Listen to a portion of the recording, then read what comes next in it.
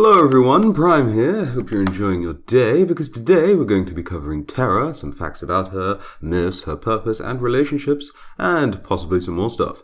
If that interests you, then you're in the right place, and let's get into this. So Terra, Terra Mater, meaning Mother Earth, or Tellus, with her Greek counterpart being Gaia, was one of the Deselecta, being one of 20 highly renowned and important gods. She was said to be born at the dawn of creation from chaos, and was the mother of all creation. Also, she gave birth to many deities and beings quite often, and didn't necessarily require a partner to do so. She simply just produces whatever she would need to create a thing, and within herself, and then just manifest that thing in any shape that the thing would manifest itself in. She could just poof out a Zeus, for example, on her own. I don't know if it's just like that, but just on her own, without any other partner or anything.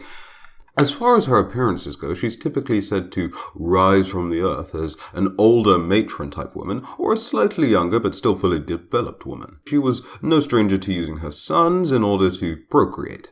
She was the wife of the ancient sky god, Callias, with whom she mothered the famous titan Kronos. She also joined with Pontus, the primordial sea god, the Giantes, or giants, and Tartarus, the pit, meaning that she had blood ties to most, if not all, Olympian deities. Her temple could be found at this place, atop the Opian Hill. And during her many festivals, she received honors and offerings of flowers and fruits. She wasn't necessarily given a specific priest to help honor her, but she was still a very much respected deity in Roman and Greek society.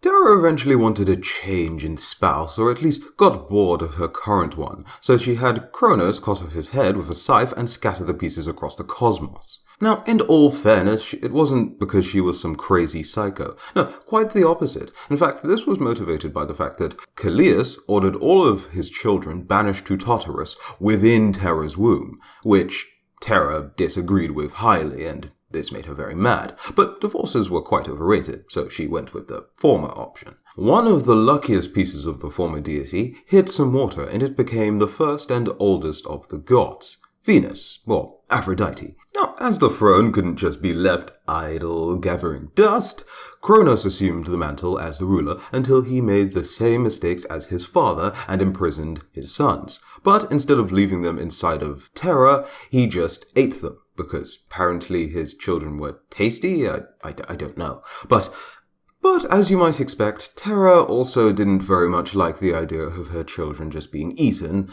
and decided to trick Kronos by feeding him a rock instead of giving him Zeus. Now, Zeus eventually grew up and challenged his father, defeated his father, but didn't kill his father like Kronos did, instead banishing him. And you can find out a bit more about that in a video I'll link here. But Zeus then assumed the mantle as ruler, and unfortunately for Terra, Zeus decided to make the exact same mistakes as his previous fathers and banished his sons to Tartarus. Terra again didn't like this idea and staged two rebellions. One by the giants, unfortunately failed, but did cause a bit of trouble for Zeus, but he did ultimately prevail. And the second, which arguably caused a little more trouble for Zeus, when Terra mothered Typhonus. And oh boy, did Typhonus work as a final boss. He was a giant of storms who laid waste to the heavens, had 100 heads, that were also serpent heads, a massive wingspan, flaming eyes, 200 hands, and the ability to hurl molten rocks at his enemies at will. But somehow Zeus just managed to defeat him, meaning that this giant invasion failed. Now you're probably wondering why no one caught on to the fact that Terra didn't like the idea of having her sons imprisoned and maybe she would rebel again. I don't know why no one thought of that and maybe tried to do something with Terra, but then again, Terra was considered to be one of the most powerful deities with strength rivaling Zeus, so, I suppose it wasn't possible, but it is what it is.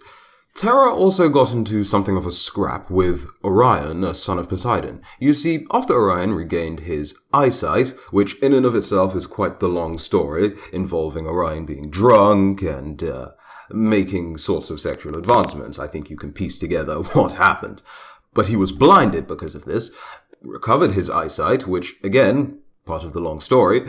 After this, he went hunting with Artemis and her mother, Leto. During the hunt, he became so boastful and claimed that he would kill every single animal in the world. Now, I'll give you a few seconds for you to guess who might have been extremely mad at this. No, it wasn't Artemis. It was, in fact, Mother Nature herself, who mocked Orion for death, sending a giant poisonous scorpion after the fool. And yes, before you say it, he was very much dead. There is a happy ending for Orion, though, because thanks to Artemis' pleas, Zeus made the water deity a constellation of stars. He also did so alongside the scorpion that killed him, which must have been a very pleasant reunion, but hey, it's as close to perfection as Orion was going to get. Well, that's about everything that I have for you guys. I hope that you enjoyed this one. If you did, go ahead and leave the video a nice like. I think the next god that I'll be covering will be Xbalanque, so stay tuned for that, with some sort of Sun Wukong video coming up if I don't post this video on Monday. I haven't decided which one of these I'm going to be posting first, so until the next video, thank you very, very, very much for watching. I've been Prime, and I'll see you in the next one. Bye-bye.